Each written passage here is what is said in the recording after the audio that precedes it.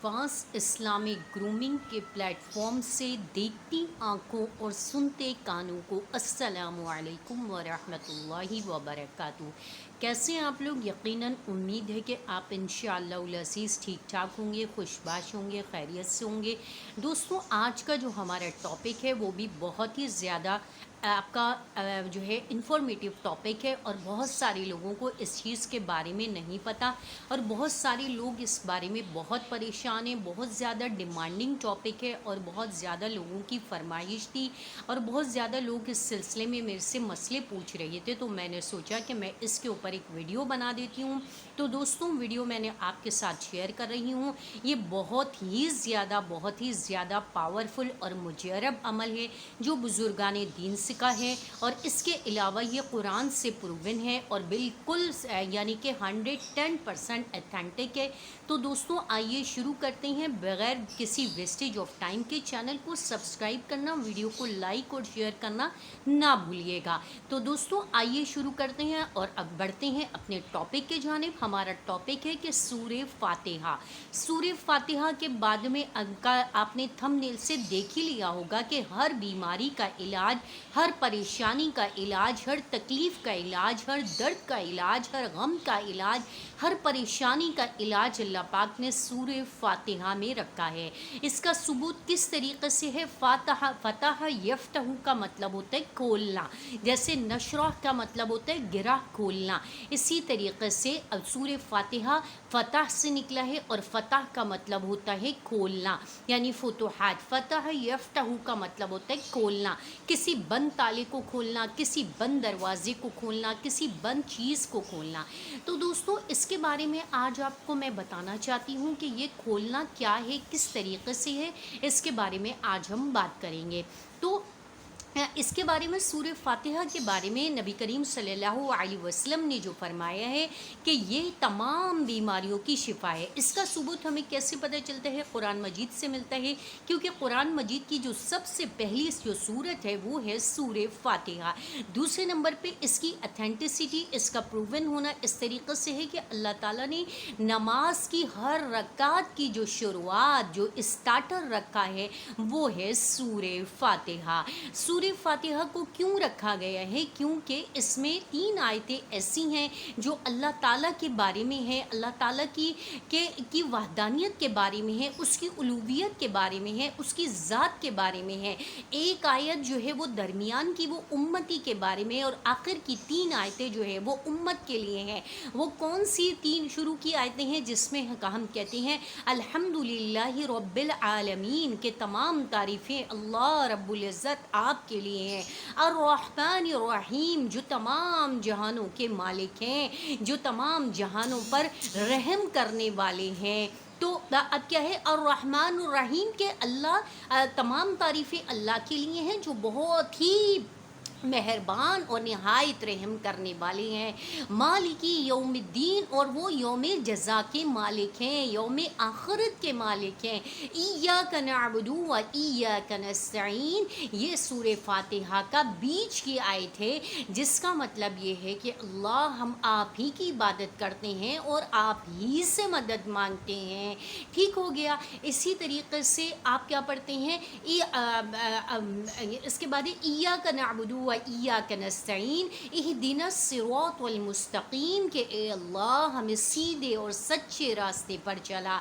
सिरातल लदीना, और उन लोगों के रास्ते पे, अनअमता, जिन पर आपने इनाम किया, जिनसे आप राज़ी हुए, जिनसे आप खुश हुए। इससे कौन लोग मुराद हैं? इससे सहाबा इकराम और पैगम्बरान दीन की जमात है जो है इससे मुराद हैं।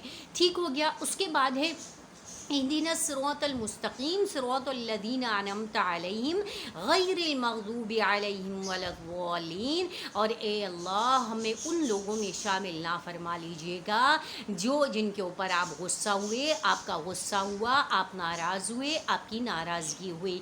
तो देखें, इसके अंदर क्या है? सूरह फातिहा के अंदर ये इसको उम्मुल किताब भी कहा जाता है, इसको फातिहतुल किताब भी कहा जाता है, इसे उम्मे شفا بھی کہا جاتا ہے، اسے دعا بھی کہا جاتا ہے، اس کے بہت سارے نام ہیں، بے شمار نام ہیں جو کہ مفسرین اور علماء اکرام بھی جس کو طرز تحریر میں نہیں لا سکے۔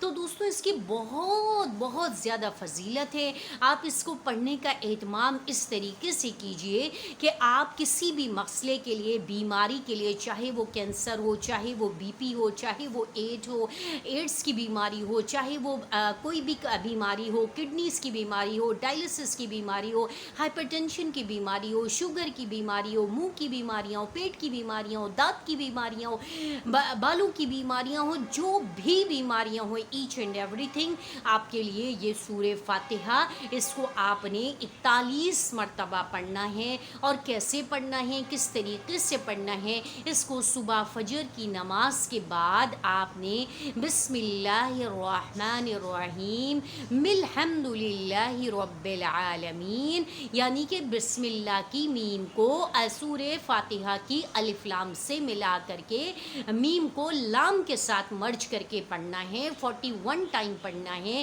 فجر کی سنت اور فرض کے درمیان پڑھنا ہے۔ اور پھر اس کے بعد آپ کا کوئی بھی مسئلہ ہے، کوئی بھی کام ہے، کوئی پریشانی ہے، دکھ ہے، غم ہے، بیماری ہے، آپ ڈائلسس پہ جا رہے ہیں، آپ ہائپر ٹینشن میں ہیں، آپ انجائنا کا اٹیک ہے، آپ کے اسٹینٹس ڈلے ہوئے ہیں، آپ کے والز بند ہیں، آپ کو کوئی بھی بیماری ہے، کینسر ہے، آپ کیموتھراپی پہ ہیں، آپ کینسر کی آخری سٹیج پہ ہیں، بریسٹ کینسر ہے، آپ کو کوئی بھی یعنی کہ ڈائبٹک ہے، ڈائبٹک کی کوئی بھی ٹائپ ہے، آپ کے منہ میں چھالے ہیں، آپ کے سر کے بال گر رہے ہیں، آپ کو کوئی بھی کڈنیز کا مسئلہ ہے، چاہے موٹاپے کا مسئلہ ہو، چاہے کوئی بھی، میں کہتی ہوں دنیا میں جتنی بھی بیماریاں رائج ہیں، ساری بیماریوں کا یہ ایک علاج ہے، اور وہ ہے سورہ فاتحہ۔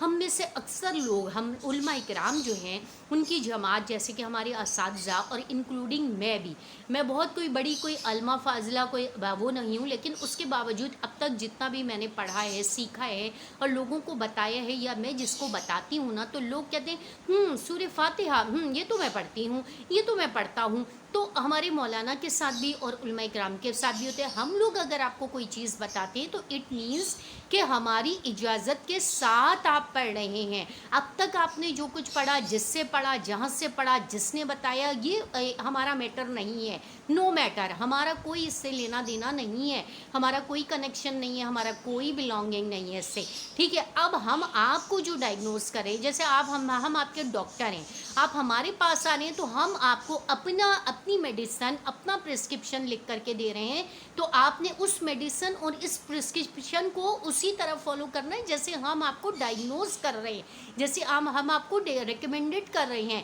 لیکن آپ اگر اپنی ایفیشنسی دکھائیں گے، اپنی ڈیر ہوشیاری دکھائیں گے کہ نہیں یہ تو میں پڑھتی ہوں، یہ تو مجھے آتا ہے، یہ تو بہت کامن سی چیز ہے، نہیں آپ مجھے تو کوئی الگ سی چیز بتائیں، کوئی اسپیشل چیز بتائیں، تو میں بات سنیں، میں کوئی آپ کے لیے کوئی نعوذ باللہ، میں یا میرے علماء کرام یا اساتذہ کرام کوئی دوسرا، اللہ معاف کرے کوئی ہم آپ کے لیے دوسرا قرآن توڑی لائیں گے؟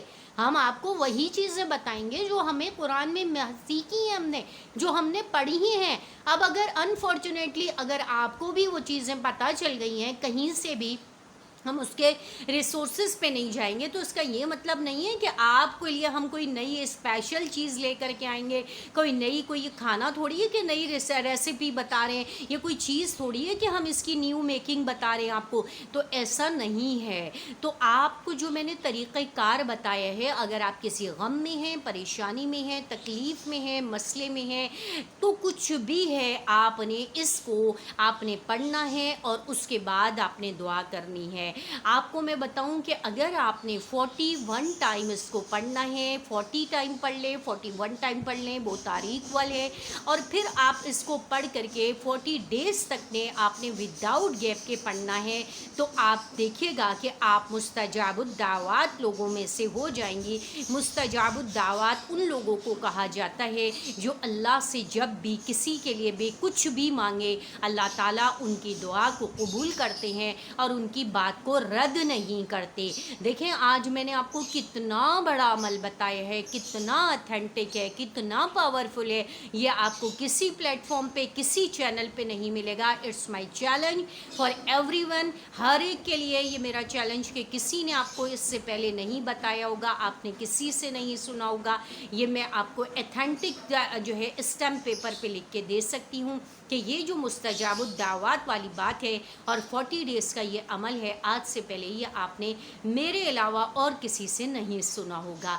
تو اسی کے ساتھ ہی آپ لوگوں نے کیا کرنا ہے، اور بھی اس کے بہت سارے عمل ہیں، طریقہ کار ہیں۔ آپ اگر کسی مسئلے میں ہیں، میں تو آپ لوگوں سے اتنا کہتی ہوں کمنٹس کریں، آپ لوگ کرتے ہی نہیں ہیں، آپ پوچھتے ہی نہیں ہیں، آپ انٹرسٹ ہی نہیں لے رہے ہیں، تو ہم آپ کو کیا چیزیں بتائیں گے؟ ہم آپ کو وہ تمام چیزیں بتا دیتے ہیں جو ہمارے سامنے پبلک ہم سے بہت زیادہ سوال کرتی ہے۔